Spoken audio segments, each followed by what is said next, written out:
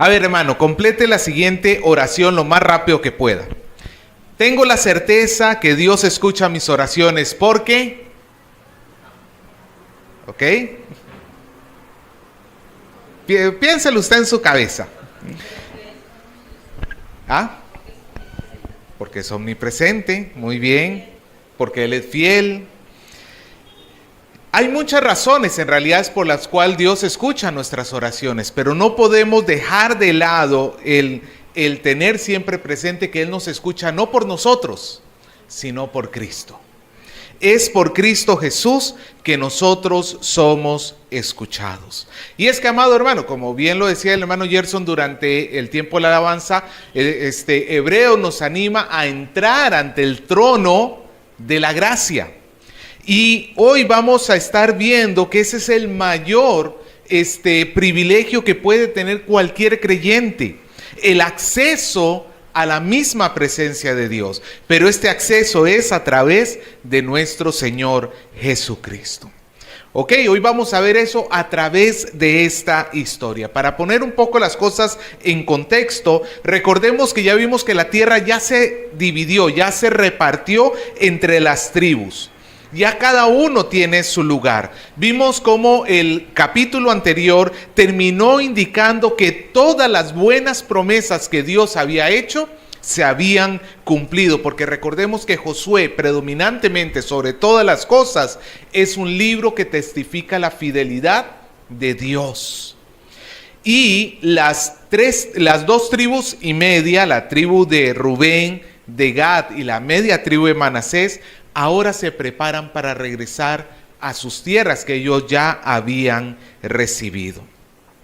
Así que ahí nos encontramos en el 22:1, donde Josué llama, nos dice entonces Josué llamó a los rubenitas, a los gaditas y a la media tribu de Manasés. Estos primeros versículos, amado hermano, para mí son dignos como de el final de una buena película de acción. Cuando el villano ya fue derrotado, cuando ya se hizo justicia y la tierra descansa a salvo, los compañeros que en un momento se unieron contra ese enemigo, ahora están despidiéndose para cada uno regresar a su propio lugar. Así que Josué llama a estas tribus, a los rubenitas, a los gaditas y a la media tribu de Manasés, para reconocer que ellos cumplieron su promesa. Se recordará, y esto ya lo hemos mencionado en algunos momentos durante esta serie de predicaciones, que en Números capítulo 32, cuando los israelitas derrotaron a los reyes que estaban al otro lado del Jordán, estas tribus pidieron a Moisés que se les entregara esos territorios de estos reyes derrotados. Era una porción que ellos estaban recibiendo en lugar de tener una porción al otro lado del Jordán, en la tierra prometida.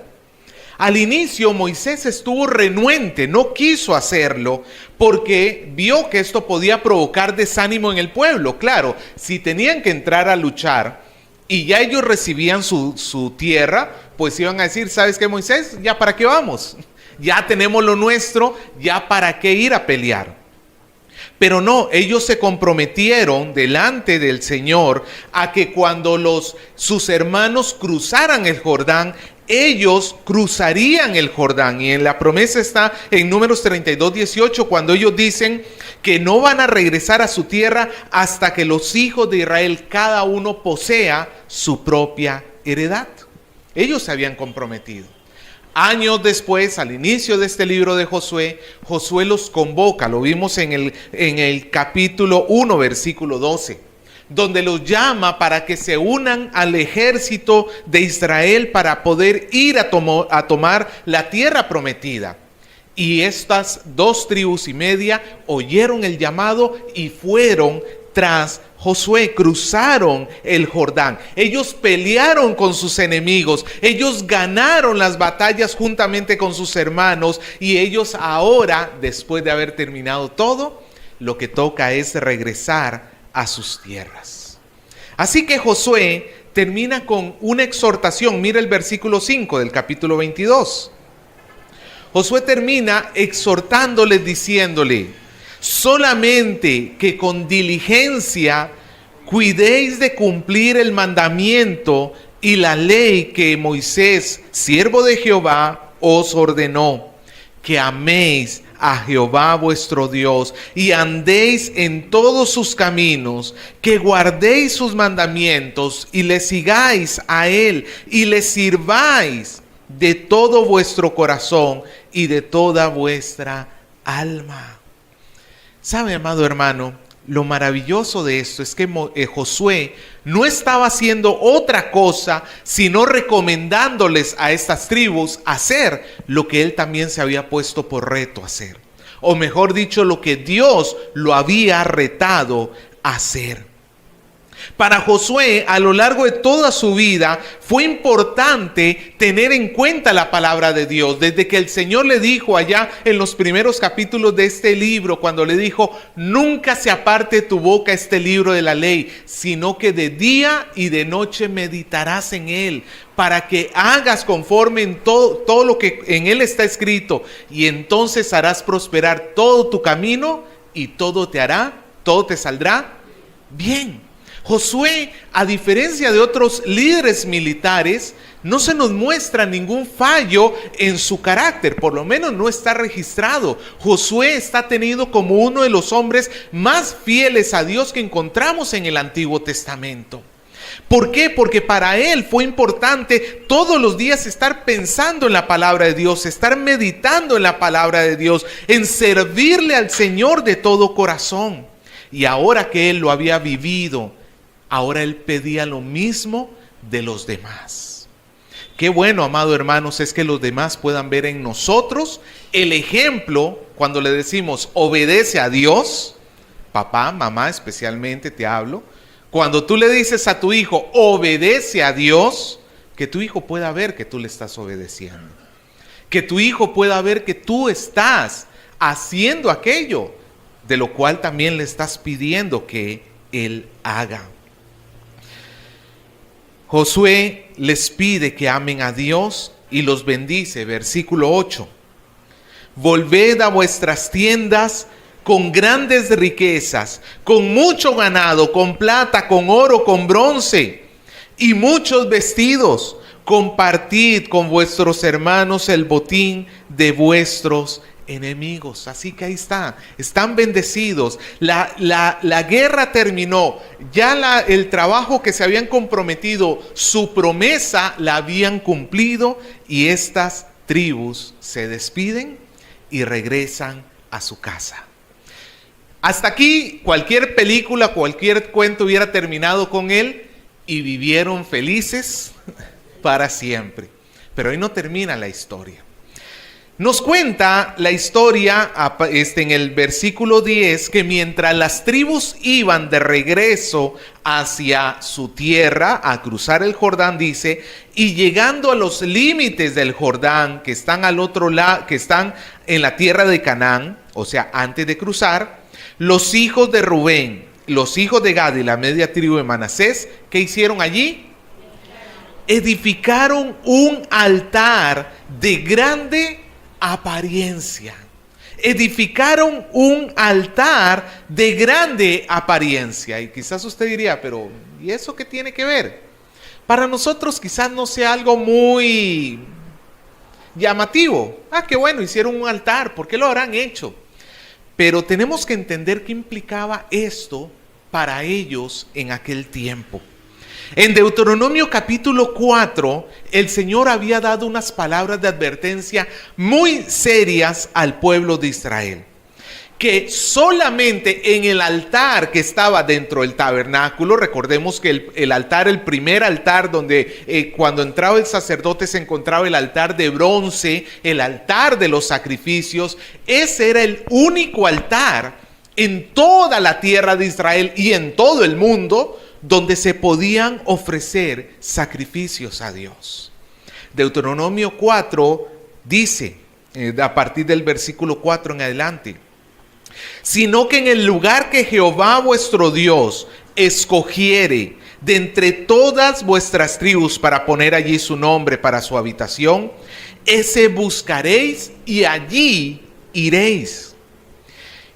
Y llevaréis vuestros holocaustos, vuestros sacrificios y vuestros diezmos, y comeréis allí delante de Jehová vuestro Dios, y os alegraréis en toda obra de vuestras manos, en la cual Jehová tu Dios te hubiese bendecido.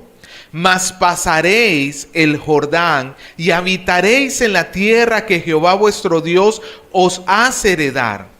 Y él os dará reposo de todos vuestros enemigos alrededor, y habitaréis seguros en el lugar que Jehová vuestro Dios escogiere para poner en él su nombre. Allí llevaréis todas las ofrendas que os mando.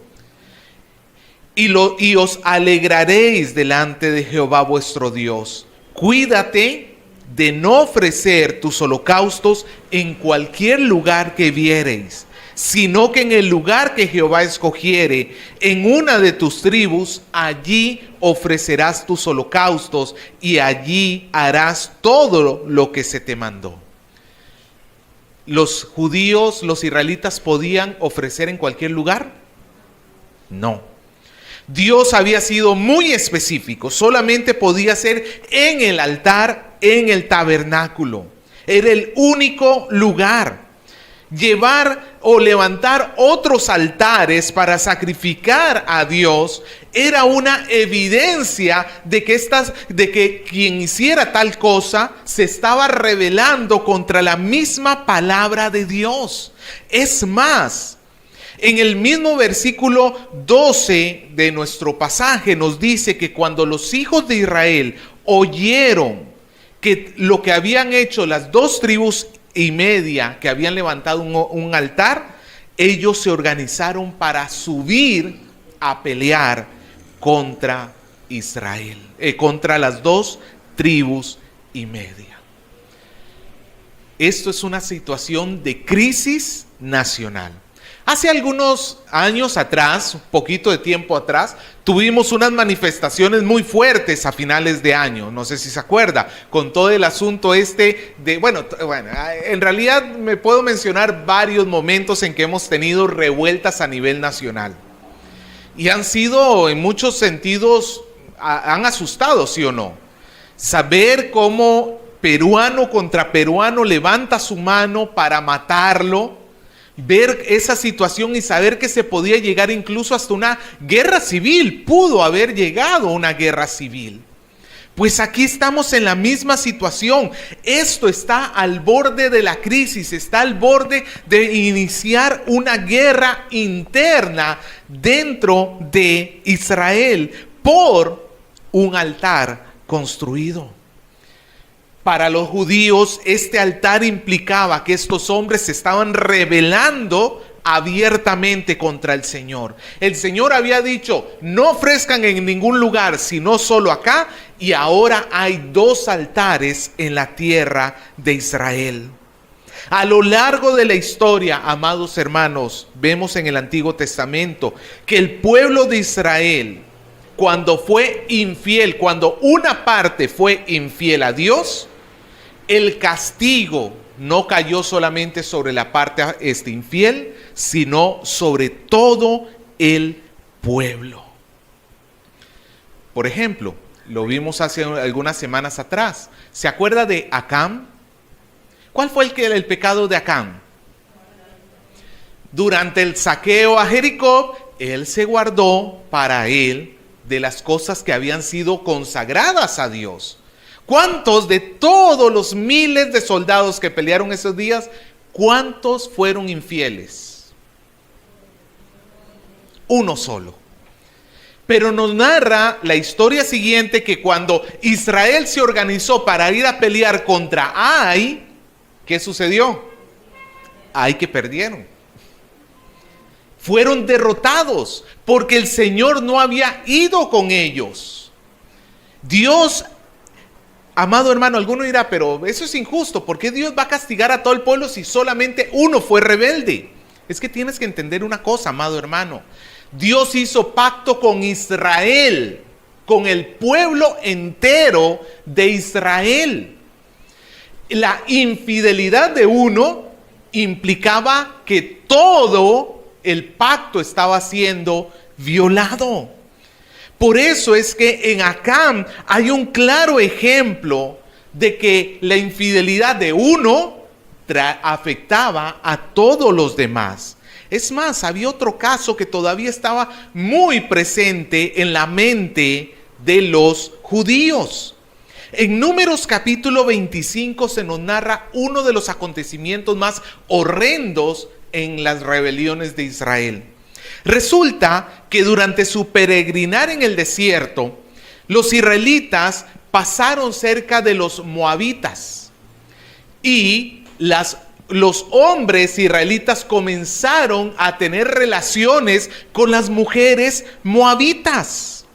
Esto no solamente era que estaban cayendo en fornicación y en adulterio, y no solamente implicaba tomar como esposa a una mujer que no era del pueblo de Dios, que estaba prohibido por la ley.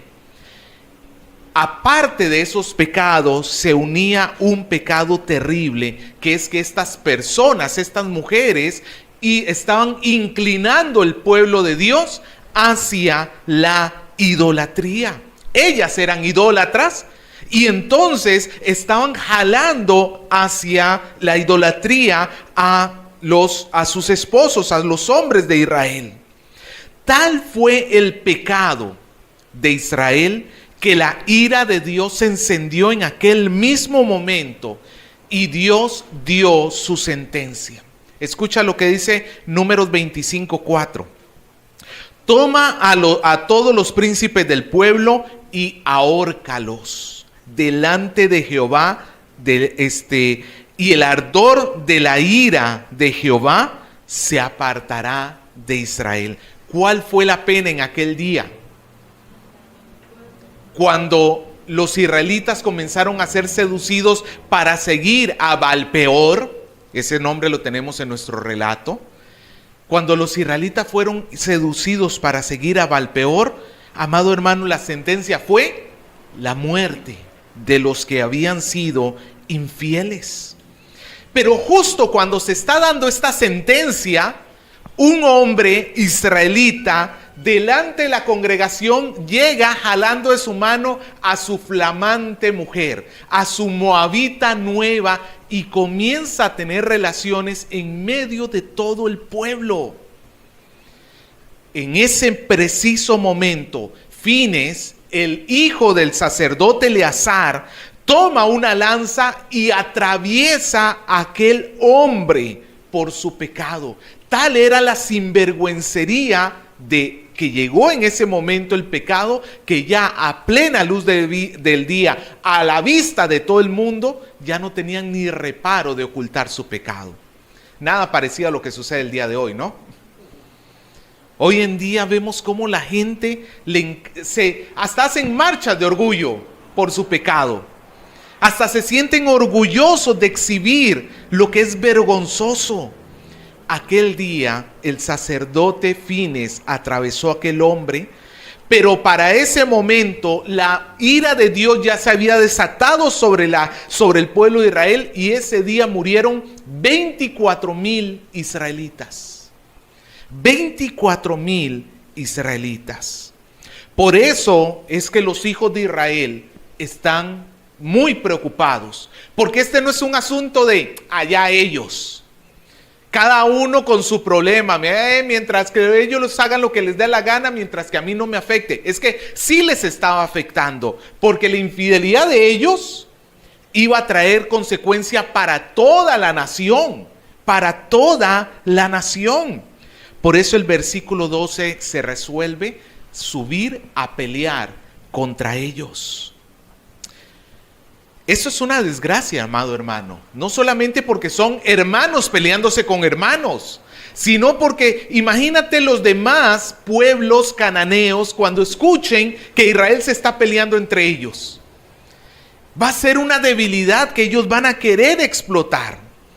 Pero antes de que manden a los ejércitos, hacen algo muy sabio. Mandan a una delegación para conversar con las 2 tribus y media. Así que sale la delegación del versículo 13 en adelante. encabezada por Fines, justamente el que había atravesado con una lanza muchos años atrás, aquel israelita, ahora está encabezando este comité para poder ir a hablar, y van con representantes de todas las tribus. Mira el versículo 16, la acusación es directa y sin pelos en la lengua. ¿Qué transgresión es esta con la que prevaricáis contra Jehová, Dios de Israel, para apartaros hoy de seguir a Jehová, edificándoos altar para ser rebeldes contra Jehová?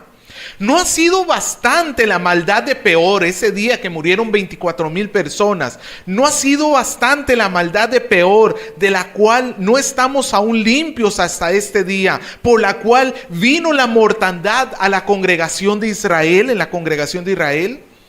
Entonces, para que vosotros os apartéis hoy de seguir a Jehová, vosotros os rebeláis hoy contra Jehová, y mañana se airará él contra la congregación de Israel. Si os parece que la tierra de vuestra posesión es inmunda, pasaos a la tierra de la posesión de Jehová, en la cual está el tabernáculo de Jehová, y tomad posesión entre nosotros. Pero no os rebeléis contra Jehová, ni os rebeléis contra nosotros, edificándoos altar además del altar de Jehová nuestro Dios. ¿No cometió Acán, hijo de Zera, prevaricación en el anatema? Y vino la ira sobre toda la congregación de Israel, y aquel hombre no pereció solo en su iniquidad. Ellos prefieren que las 2 tribus y media pasen. Olvídense de la tierra al otro lado. Pasen, reciban su parte como cualquier otro. Nosotros preferimos dar parte de lo que ya nos fue entregado, pero no expongan al pueblo por su pecado. Esto nos recuerda, amado hermano, que el pecado en esencia no es individual, es colectivo. El pecado tiene consecuencias e implicaciones colectivas. El pecado que yo hago en lo secreto va a afectar a los demás. Así nadie se entere nunca que yo he hecho el mal. Así que este comité lo que hace es darle un cese y desista a las 2 tribus y media. Los llama al arrepentimiento y alinearse a Dios. Pero es en este momento cuando el escritor de Josué hace una obra maestra. Porque hasta aquí parecería que es fruto de la maldad de estos hombres. Pero resulta que no era por maldad que ellos habían hecho esto. Mira el versículo 22 y 23, lo que nos dice. Estas personas responden, las 2 tribus y media dicen: Jehová, Dios de los dioses, Jehová, Dios de los dioses, Él sabe y hace saber a Israel si fue por rebelión o por prevaricación contra Jehová. No nos salves hoy. Si nos hemos edificado altar para volvernos de en pos de Jehová y para sacrificar holocausto u ofrenda, o para ofrecer sobre él ofrendas de paz, el mismo Jehová nos lo demande. ¿Qué es lo que están diciendo ellos? ¿Hicimos un altar? Sí, pero la intención nunca fue ofrecer sacrificios en él. Si no fue la intención ofrecer sacrificios, ¿para qué hacer un altar? Versículo 24 nos da la respuesta. Lo hicimos más bien, ¿por qué?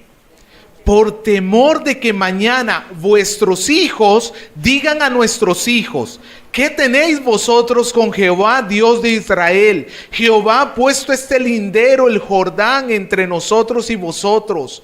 Oh hijos de Rubén e hijos de Gad, ¿no tenéis vosotros parte en Jehová?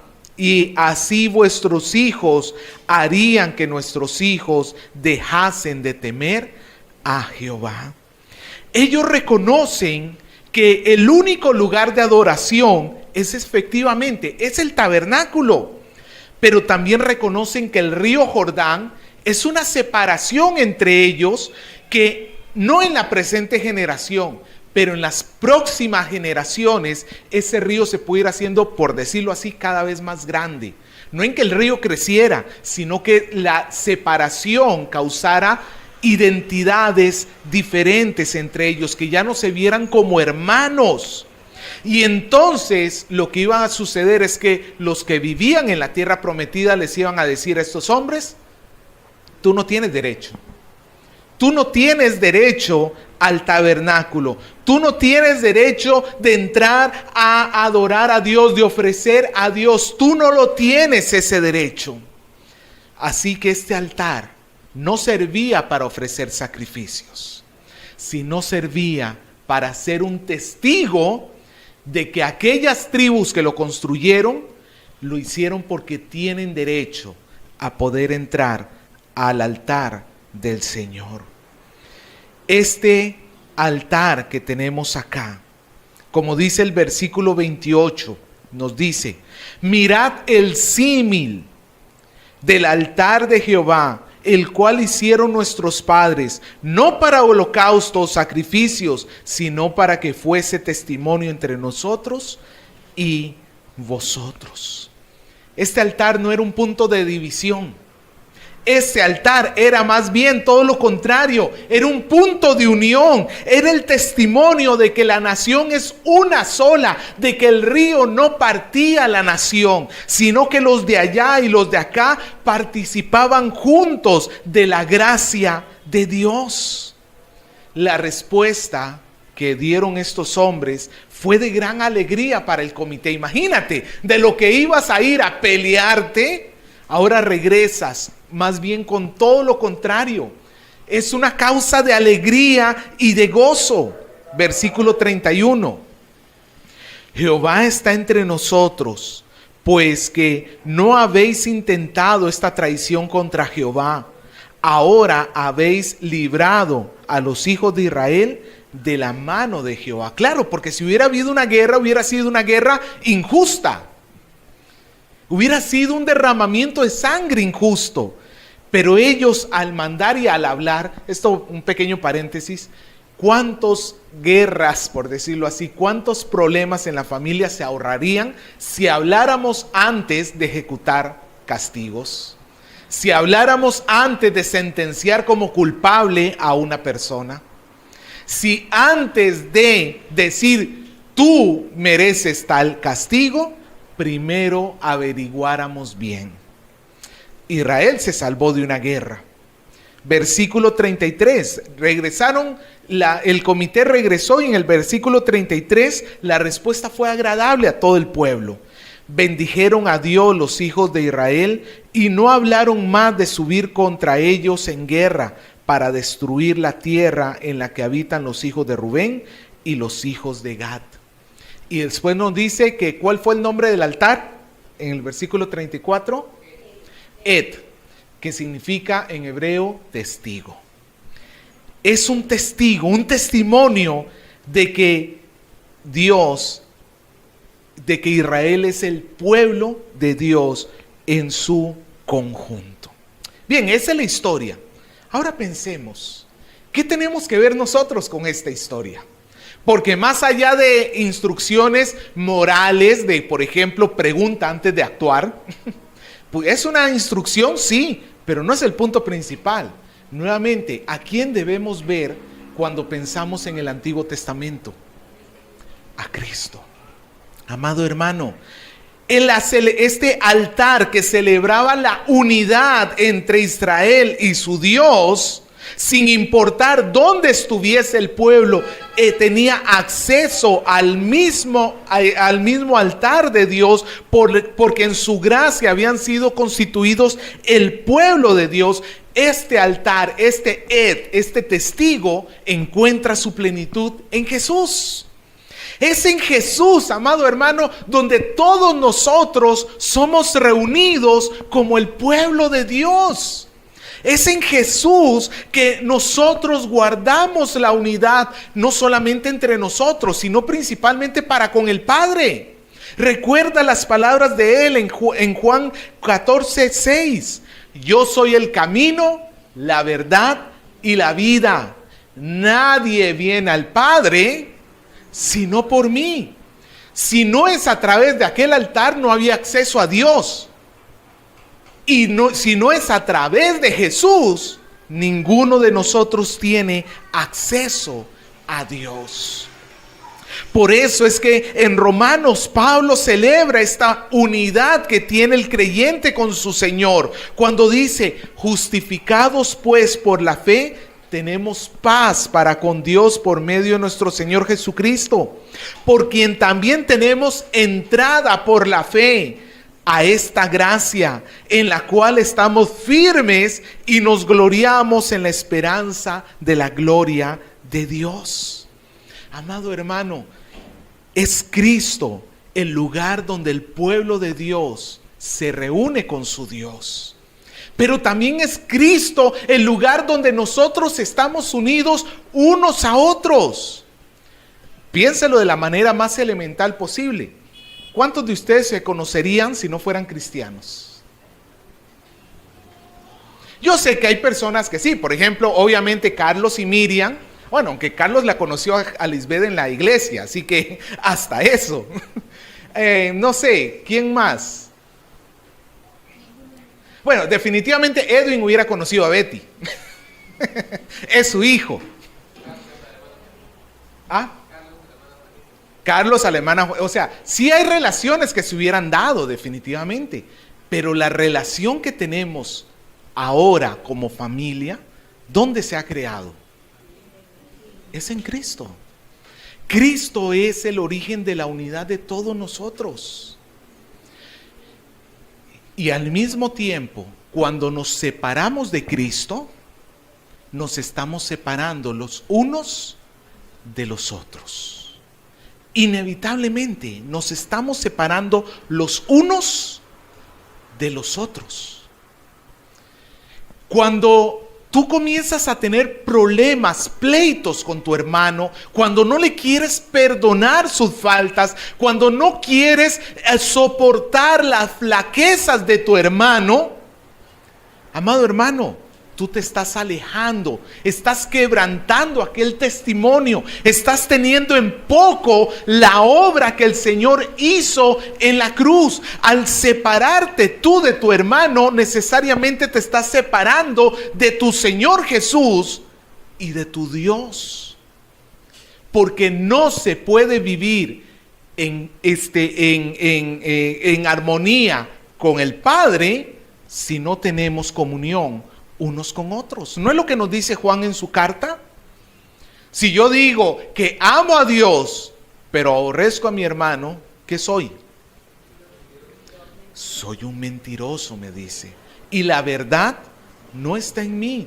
Si yo quiero verdaderamente estar en unión con Dios, tengo que estar en unión con mi hermano. Pero mi hermano muchas veces va a cometer cosas que a mí no me gustan. Y mi hermano a veces va a tener cuestiones en su carácter que me son difíciles de sobrellevar. Pero recuerda esto, amado hermano. Lo que nosotros tenemos no es el amor que nos da este mundo. Lo que nosotros tenemos no es la paciencia que tiene este mundo. Lo que nosotros tenemos no es la mansedumbre que tiene este mundo. Lo que nosotros tenemos es el amor, el gozo, la paz, la paciencia, la benignidad, la fe, la mansedumbre, la templanza, que son fruto ¿de quién? Del Espíritu Santo. Tú siempre, si estás en Cristo, siempre vas a poder tener el amor suficiente para poder sobrellevar las cargas de tu hermano, las debilidades de tu hermano. En otras palabras, un cristiano que se separa de otro cristiano, un cristiano que rompe palitos, que se aleja de otro cristiano, que no quiere tener comunión con otro cristiano, no es porque no pueda amarlo, sino porque torpemente está desperdiciando el amor que el Espíritu Santo nos da. El amor que Dios puso en nosotros. Dice, a tal punto lo celebra Pablo, que dice que el amor de Dios lo ha derramado en nuestros corazones por su Espíritu Santo. Amado hermano, la unidad que tiene la iglesia con Cristo es sumamente importante. Pablo decía en Colosenses 3:13, soportaos unos a otros y perdonaos unos a otros. Si alguno tuviere queja contra otro, de la manera que Cristo lo perdonó, así también hacedlo vosotros. Pero ese testimonio de unidad que tenemos en Cristo no es solamente a nivel local, a nivel de nosotros como una iglesia local, como comunidad cristiana, palabra de vida eterna, sino que esta unidad se extiende a cualquier otro creyente a lo largo del mundo. No sé si a usted le ha sucedido, pero es un gran gozo cuando tú encuentras otro cristiano en la calle, que no lo sabes, no lo sabías, no sabías que esa persona era cristiana. Cuando escuchas hablar del Señor Jesucristo, hablar de su fe, hablar, y tú sabes y entiendes que es un hermano tuyo en Cristo Jesús. Esto lo digo, hermano, especialmente porque hay cuestiones que nos están separando como cristianos. Y hay cuestiones que son válidas, por ejemplo, de separarnos con respecto a otras religiones o a otros pseudocristianos, que por ejemplo apoyan su salvación en las obras, o que creen que por ejemplo las revelaciones de una mujer por allí están a la misma altura que las escrituras. Ahí sí no tenemos punto de unión, porque ellos están comprometiendo la verdad de Dios. Están comprometiendo la verdad. La unidad tiene que ir de la mano de la verdad. Pero hay verdades, o mejor dicho, hay cuestiones que son de segunda o tercera importancia, que muchas veces los elevamos a un nivel muy alto y que causan divisiones entre las iglesias. Hay cuestiones sobre, por ejemplo, el bautizo a los niños. Hay iglesias donde el niño se bautiza desde que es pequeño. Y habemos iglesias donde creemos que el niño tiene que ser bautizado cuando ya tenga una cierta noción en su entendimiento. ¿Ok? ¿A qué edad dice la Biblia que se tiene que bautizar una persona? No lo dice, y ese es el punto. No lo dice. Ellos lo observan de una manera, nosotros de otra. Igual sucede, por ejemplo, no sé, hay un montón de puntos acá, con la forma de orar incluso. Hay iglesias donde son demasiado efusivos en orar, hay iglesias donde son demasiado tranquilos para orar. ¿Cómo debemos orar? La Biblia no hace énfasis en la forma externa. Lo que sí nos dice la Biblia es con qué corazón debemos orar, ¿cierto? Pero no nos tiene que separar esas cosas con otras iglesias. Amados hermanos, nosotros tenemos que aprender que somos uno en Cristo. Somos uno en Cristo. En aquella cruz no solamente se pagaron los pecados de la comunidad cristiana, palabra de vida eterna. Se pagaron los pecados de toda la iglesia a lo largo de los siglos y a lo largo del mundo. Y nosotros pertenecemos a esa iglesia. Por eso cuando tú encuentres a un hermano en Cristo, lejos de sentir diferencia y alejarte por las cosas que de repente él no piensa como tú, respétale su punto de vista. Son cuestiones secundarias, terciarias, respétale, pero no te olvides que es tu hermano, que lo tienes que amar, que lo tienes que cuidar, que tienes que orar por él, amado hermano, que a final de cuentas forma parte de ti. Y eso me lleva a la segunda aplicación que tenemos acá. Al todos estar en Cristo, el pecado de uno afecta a todos los demás. Somos un solo cuerpo. Ya lo hemos dicho en muchas otras ocasiones. Cuando duele el dedo, no solamente responde el dedo. Cuando duele el dedo, responde todo el cuerpo. Te lloran los ojos, tratas de proteger tu dedo, todo te duele, todo tu cuerpo demuestra dolor. Lo mismo sucede con el pecado. Cuando hay una parte del cuerpo que está pecando, todo lo demás es afectado. Déjame decirte, amado hermano, ese pecado que estás haciendo en lo cubierto, ese pecado que tú crees que nadie te está viendo, ese pecado que tú piensas que estás pudiendo engañar a todo el mundo, déjame decirte, ese pecado, uno, a Dios no lo engañas. A Dios no lo engañas. Pero en segundo lugar, ese pecado no solamente un día te va a alcanzar a ti, sino que también nos va a alcanzar a todos nosotros. No en cuanto a la responsabilidad, Dios no me va a hacer responsable de tu pecado. Yo no voy a pagar la culpa de tu pecado. No, cada uno el pecado en cuanto a responsabilidad es individual. Pero en cuanto a las consecuencias, es colectivo. Es colectivo. Y yo no puedo ser tan egoísta para decir, pero es que yo tengo mi libertad, yo hago las cosas como me da la gana, yo puedo vivir porque así soy yo.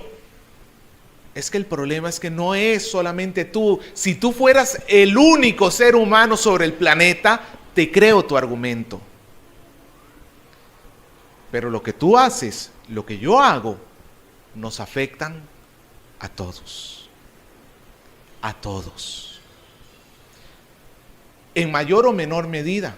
Si yo hago algo malo y otro me ve, ya lo estoy afectando porque está teniendo un mal ejemplo. Está teniendo un mal ejemplo. Amado hermano, recuerda esto.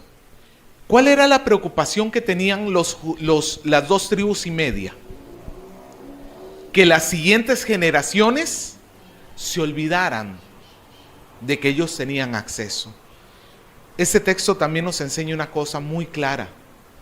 Esta generación tiene que hacer todo lo posible porque la próxima generación no se olvide de Dios. Pasa algo en las iglesias y Spurgeon ya lo subrayaba hace casi 200 años atrás. Él decía, la primera generación le sirve a Dios. La segunda generación da por sentado el cristianismo, ya nació con eso, ya saben la doctrina, ya saben las cosas, lo dan por sentado. La tercera generación termina olvidándose del cristianismo. ¿Por qué? Porque la segunda no tuvo el cuidado de transmitirle lo mismo que recibieron de la primera. Estadísticamente, muchas iglesias no sobreviven a la segunda generación de creyentes. Nosotros somos la primera. Esta iglesia tiene recién, ¿cuánto dijimos? ¿17 años? 17 era, ¿no? 17 años desde que por la gracia de Dios se logró abrir. Somos la primera generación. ¿Cuánto tiempo nos duraremos más por acá?